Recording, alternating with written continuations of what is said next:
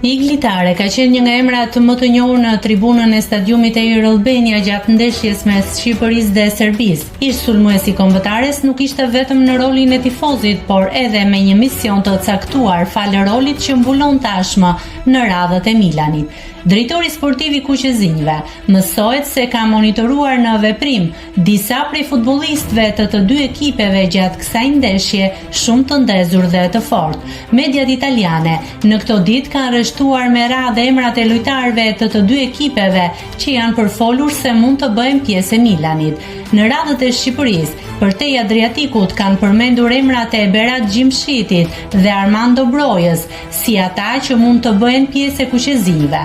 Fokusi më i madh është e sulmuesi pasi mbrojtësi duket i orientuar drejt pranimit të ofertës që i ka ardhur nga Katari. Ndërkohë në radhët e Serbisë janë monitoruar jo vetëm Pavlović e Jović, që janë pjesë e Milanit aktualisht, por edhe lojtarë të tjerë që mund t'i bashkohen Kuqezinjve. Ata janë sulmuesit Mitrović e Vlahović, të cilët janë mes alternativave të diskutuara këto ditë për të përforcuar repartin e avancuar, edhe pse në Itali cilësojnë me kosto të lartë për arkat e klubit të Milanit. Nëse klikoni mbi butonin subscribe, do t'ju shfaqen të gjitha publikimet tona.